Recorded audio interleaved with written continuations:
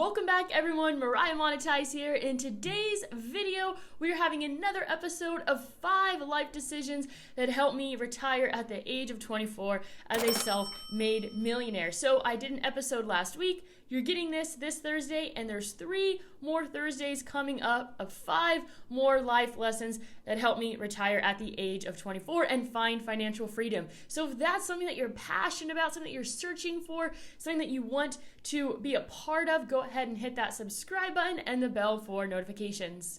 I feel like today's specific video is going to be potentially controversial, and what I do want to mention is that you could potentially be making these decisions that I didn't make and have still found success in life.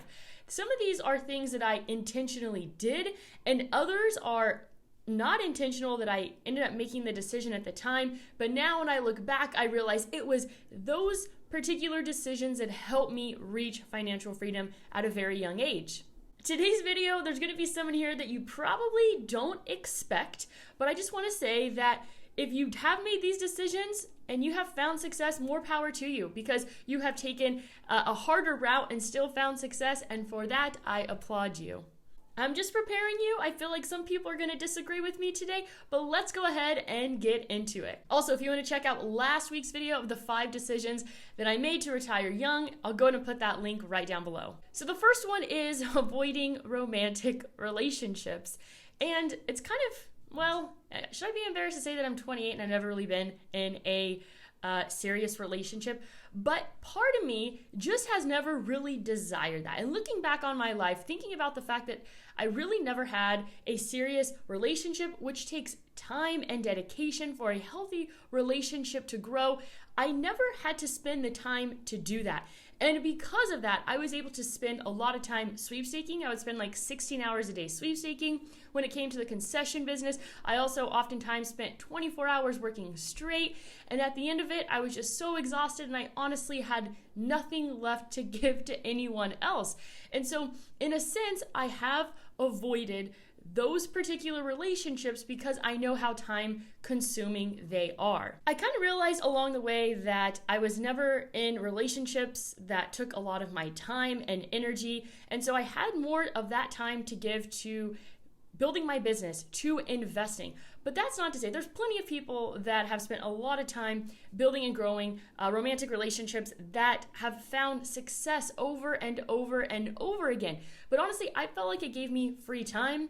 It gave me more free time, obviously. It gave me just more freedom in my thoughts. And I also kind of realized along the way that I'm very easily influenced by not just energy, but people's ideas. And I was always slightly concerned that I wouldn't want to take as many risks with all of my business and investing decisions if there was someone else potentially involved. So I wouldn't say that I set out to never have that kind of relationship, but it just never really happened for me. I never really spent the time seeking it out because it was something that I didn't desire, because I wanted to kind of prioritize my business and my investing. The second one, which kind of ties into things, is not having children. For the people out there that have found success and have had children, I applaud you, because I don't have to be a mother to understand that it's one of the most challenging jobs in this entire world. I applaud every single working mom out there. Even if you're not working, I applaud every single person out there who is raising children, because it seems like honestly one of the most challenging jobs on this planet. So I actually really love kids and I enjoy kids, and I have so many little baby cousins that I get to enjoy. But for me, not having children not only freed up time, but it freed up a lot of money, because we all know that obviously being a parent and raising children takes a lot of time, takes a lot of resources, and takes a lot of money. And so not having that obligation really gave me the freedom to build something great. I know plenty of people that have had kids even in high school that have found massive, massive success. So if you're able to do both, I applaud you. It's not a route that I took because I knew the time, dedication, and resources that it would take, and that it could potentially slow me down. But there's people that are just crushing it out there, being super moms, building businesses, still working. And for all the dads out there doing the same thing, I literally applaud all of you. I know it's a massive, massive job, and you're all killing it. Number 3 is limiting partying. Partying takes a lot of time and drinking, and also all of the aftermath out of it. I kind of got the partying out of my system like my freshman and sophomore year in high school. And by the time I was like a junior and a senior, I was kind of slowing down. I was taking school really seriously. At the time, all I wanted was to get good grades and score high on like SATs to get into good colleges. So when my junior year came around, I started taking things seriously and partying a lot less. And then, even when I went to college, I like never partied in college, and I never partied when I had my concession business because I just didn't really have the time. And I knew that every time I drank, it took a whole day to recover, which is really time consuming, plus the money part of that as well. Like even when I would just go out to have dinner, I would always order water and never order alcohol, which could easily just 3x, 4x your bill so fast. So really limiting the partying. I can't say the same now. Now is a point in my life where I'm kind of like going back in time and enjoying things because I missed out a little bit. I started working really, really young, and I really didn't get to enjoy all the fun aspects during my early 20s, so I'm kind of catching up for that now. But honestly, like I just never understood how people could like party so hard and build a business. Some people actually pull it off, and I applaud those people, but for me, I knew that I couldn't do it. So limiting partying from the time, the recovery, and the cost aspect, I feel like was one of the main decisions that helped me retire young. Number 4 is living in cheap homes. So I think I moved out of my parents' house when I was like 23 years old, and they were really trying to push me out for a long time, but I didn't want to go out and, spend that kind of money because where I'm from, there's not like a lot of apartments. It's like pretty much only houses. So I would be spending probably at least $1,000, but I found the perfect place. And I think my first place was like 700 or 800, which was really, really low. And I literally just did not live in nice places. They were old, rundown houses. I think the first 2 places that I lived in once I moved out of my parents' house were actually trailers.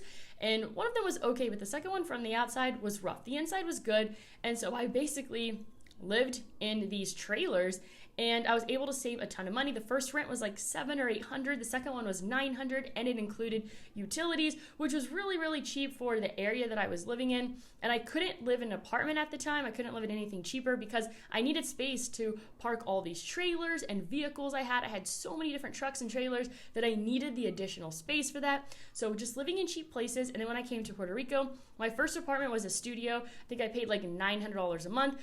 The second place I shared with a friend. We lived in a pretty rough part of town where I got my scooter stolen. We split $900. And then now this is like the nicest place I have ever lived in just because it's upgraded and remodeled and location is awesome. And I have a roommate. I pay $1,000 here, and I'm okay with that because I have a space to make my videos. I have a place to rest. This is the first time in my life that I've actually felt proud of where I live, and I feel okay inviting people over. Before, I've always been slightly embarrassed about where I live, and I would really always avoid inviting people over. But now I'm happy to say that I'm really not paying much more, but I feel like I'm treating myself in a sense with my current living situation. So I really kind of, in a sense, roughed it for many years. My first year in Puerto Rico, I actually slept on an air mattress, which I actually loved, and I kind of miss it. I sleep the best on air mattresses. So just not going out there. Like even when I had the money and I was making a ton of money in crypto, for me, I do not like spending a lot of money on where I live. But I do think it's important to reach a point where just to feel comfortable and proud of the place that you live, because I also now appreciate the kind of space you have because of the productivity aspect of it, right? Like if you live in a place you feel good about, I think it's going to make your work better. And now that I have a set place where I make my videos that's away from everything else, my office space, I feel like my production has become better. My quality of content has become better. So there is a time and a place to kind of make the leap and invest a little bit more, even though I'm not really paying much more than where I was before.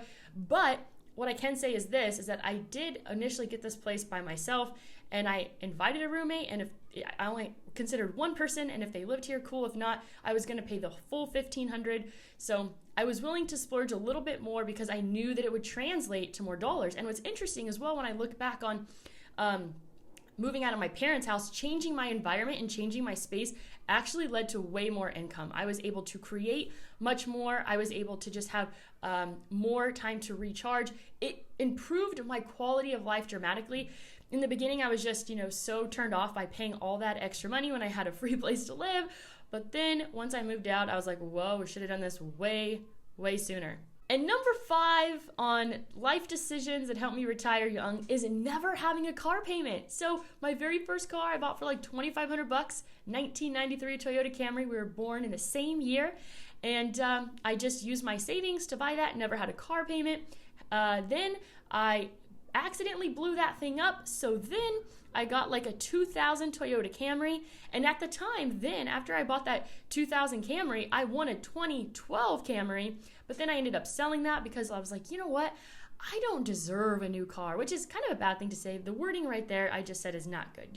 You deserve whatever you want. But I guess deserve is not the right word. I didn't need it, right? So I sold that so I could save money in the bank. And then when I bought the 2000 Camry, I think it was like $4,000 or $5,000, never had a car payment. And then when it came to the Fiat 500, I won that on The Price is Right, and I actually kept that car.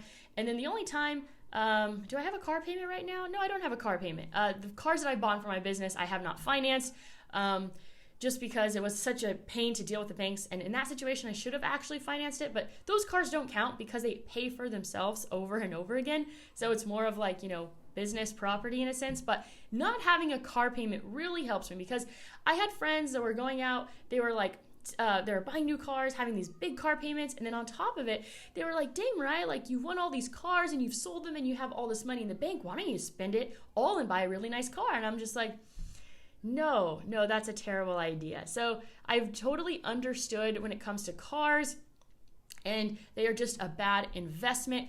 But then you reach a point, right? So now I've reached a point where like Jeep Wranglers, I'm willing to spend money now on an expensive car like that in a place here like Puerto Rico that I can go off-roading in it because it adds tremendous value to my life.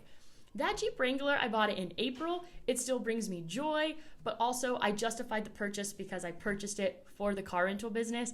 So you do reach a point, and I never thought this was possible, where a car does actually add value and bring joy to your life. And so with the Jeep Wrangler, I have found that. It's obvious that I'm totally in love with Jeep Wranglers. It's interesting. I made a video about this yesterday. I went to go buy a brand new one in April, $44K. Went to go buy a brand new one yesterday, $49K. $5,000 increase since April on a brand new Jeep Wrangler. Why? They're literally so hard to find. There is a shortage and people are willing to pay it. So the prices are going up, inflation's rising. You know what's crazy? Just a little tangent here that has not really related to this video, but what's crazy is the fact that people are emotionally attached to their dollars. I have zero attachment to the United States dollar. You know what I have a lot of attachment to? My Bitcoin. And if you want to buy more Bitcoin, check out my link down below for Voyager, where you can get $25 of free Bitcoin when you deposit $100 into your account. So that is all that I have for you today. Hope you enjoyed this video. Catch me next Thursday for 5 more life decisions that help me retire young and find financial freedom. That is all that I have for you today, as I go out there and create a portfolio that you love.